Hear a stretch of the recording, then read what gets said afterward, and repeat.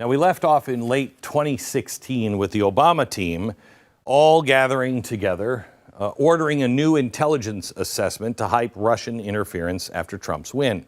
Let's pick it up there. It happened January 5th, 2017. The Oval Office, there's a meeting, and it focuses on General Flynn. Obama, Biden, Comey, Rice, Yates all discuss Flynn's calls with the Russian ambassador and decide to withhold information from incoming Trump team because we can't trust it.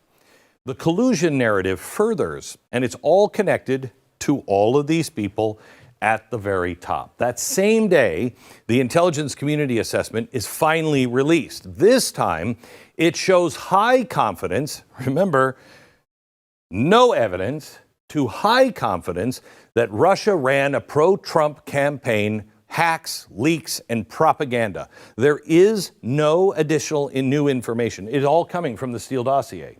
And it sneaks in as an annex, despite low confidence in that. Well, then that's the cue for the media firestorm. January 10th through the 12th, BuzzFeed says, screw it. They publish the full dossier, okay? Unverified, just do it. CNN somehow gets word that the nation's most secretive people on the planet, the heads of the intelligence community, briefed Trump on the dossier. How that happened, we just don't know. While he's in being briefed on it, what happens? CNN runs the story. The strategy is very clear. It was now a full-on blitzkrieg from the press that Trump was a Russian asset via blackmail. And all of this was coming right from Obama's henchmen. The media, through their leaks from those people, the Washington Post leaks the Flynn calls implying the Logan Act, saying somehow or another he was violating the law from talking to him before he's actually in office. And they obtain information that was previously only known to the White House and the FBI. Amplification of Trump is compromised by Russia. That's the narrative. It just continues.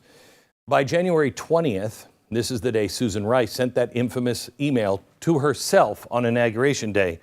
Everything was done by the book, she says. Everything. She's talking about all of this. Now, it's suspicious timing, but it now makes sense, doesn't it? January 24th, 2017. The FBI now interviews General Flynn at the White House. Guess who's there to help him? Peter Strzok. Peter Strzok questions him on the Russian ambassador calls without proper warnings. Durham and the Inspector General later criticized this as a setup. January, April, June of 2017. Carter Page, he comes back, and Carter is wanting to make sure that the FISA warrants are renewed. And they're riddled with errors. But don't worry, the FBI lawyer, Kevin Kleinsmith, just takes it on himself and alters to downplay Page's CIA ties.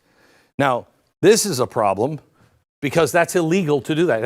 I think it's 5 to 20 years in prison for doing that. But just remember, we'll come back to him. He pleads guilty later. February 13th, 2017, Flynn officially resigns amid the media storm over his calls. The first big Russiagate casualty, crippling Trump's early administration, and all based on bullcrap and initiated from the former president. The coup was working. March 20th, 2017, Comey now comes before Congress and testifies before the House Intel Committee, confirming the FBI probe into the Trump-Russia ties. This authorized more hearings, allegations including Flynn's contacts. By May 17, 2017, Robert Mueller has appointed a special counsel by Rod Rosenstein. This probe absorbs the Flynn case, the dossier influence, leading to years of leaks and media attacks that all undermine Trump. Remember, it all started here with her. It worked until the election, and when that didn't work, it went to him and them. That's when all the impeachment talk began. June 12th, 2017, New York Times, impeachment anxiety amid Russiagate. But the New York Times is just getting started because then on June 11th, the New York Times, who somehow received confidential government records, dropped an explosive article revealing Don Jr.'s emails about that meeting so long ago with her. Remember the Russian lawyer? Now they're saying that's collusion attempt by the Trump family. Was it? The plan, orchestrated back in December 2016, then pushed further by the media, began to grow some teeth. By July 12, 2017, Brad Sherman introduced the first article of impeachment for obstruction of justice in the Russia probe, tied Comey's firing and General Flynn. By March 22nd, where are we on March 22nd? The Mueller report is released. No collusion is found, but obstruction questions linger, including General Flynn's cooperation. The narrative doesn't die. It just fuels more probes. July 24th, Mueller was called to testify, where he basically called Trump an all-out liar and refused to say that the president was not guilty. Remember, he says there's no collusion, but nobody believes that anymore because of all of this. It doesn't matter what the truth is as long as you can sell this soap to the American people. Now, congressmen began to throw the word impeachment around like candy. And by December 3rd, 2019, the House Intel Committee releases its impeachment inquiry report, citing overwhelming evidence of misconduct. Now, this one was about Ukraine. But none of this would have been possible without first having the Russiagate scandal, okay? This report about Ukraine, because these guys, especially her, these guys are all busy in Ukraine while this is happening, okay? This report doesn't shy away from any of that. It said, quote, the president was elected in 2016 with the benefit of unprecedented and sweeping campaign election interference undertaken by Russia in his favor, which the president welcomed and utilized. They all knew this was a lie. They all knew it was an operation beginning back here. But Ukraine gave them the added muscle now to push it forward. So December 18, 2019, Trump is impeached for the first time on abuse of power and obstruction. Russiagate sowed the distrust that made all of the charges stick. None of this happens without it. On August 19, 2020, Kevin Kleinsmith, who nobody really cares. I mean, all he did was alter official documents, lying about somebody so he could get a wiretap. He just got a wiretap, and it's no big deal. Oh, he pleads guilty to that. But guess what? Nobody cares. Nobody cares.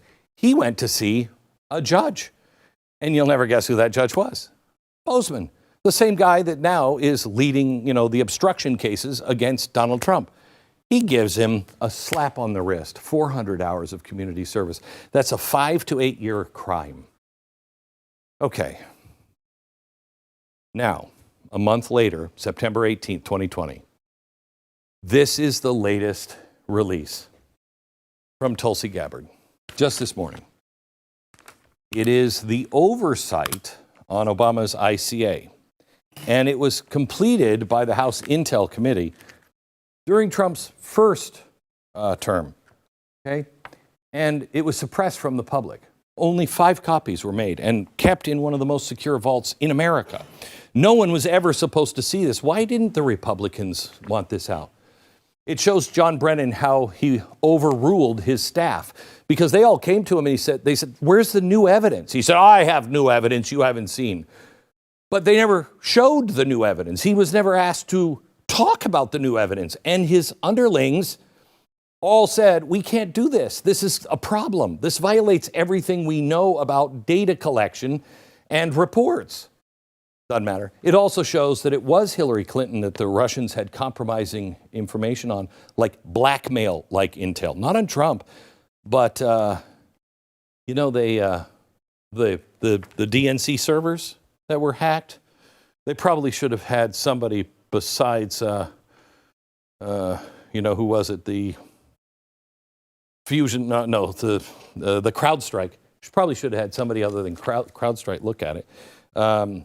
because it shows that on the servers, according to Russian intelligence, according to this report from 2020, that Hillary Clinton was riddled with health problems, and the Russians knew it because it was on the hacked servers.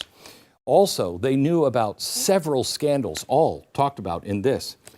They wanted her to be president. They thought she was unstable, but they thought she could be a puppet because there was so much dirt on her. What? It wasn't Trump that would be blackmailed. It was Hillary Clinton. Putin wanted her to be the puppet. So, what happened here? Well, January 13th, 2021, they impeach him a second time. Incitement of insurrection.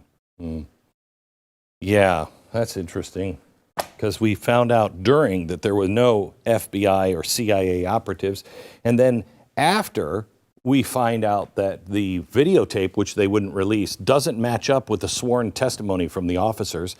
And then, what else? There seems to be like 25 or 30 FBI and CIA operatives there at the gate. What? On January 6th, why wouldn't they have said, warning, you got to have police because we're coming? Why wouldn't you have done that? Where's the pipe bomber? It's all the same thing. If Hillary Clinton wouldn't have started that, Russiagate fiasco would have never happened, ever. Would we be at this point? What a waste of a decade, constantly breathing lies and smears, nothing more than a political psyop with a weaponized media. And are we going to see justice on this? I mean, look what happened to Kleinsmith. Was that justice? No, it really wasn't. When the Durham report was released in 2023, we began to see how the FBI launched a probe without evidence. We saw how they misused the Steele dossier. It shined light on other ridiculous hoaxes like the Alpha Bank mumbo-jumbo. This is a timeline of nearly a decade of mass conspiracy. And that's important because some of this falls out of the statute of limitations. Unless it's part of a mass conspiracy, I will tell you, I think there's a lot of people that need to go to jail.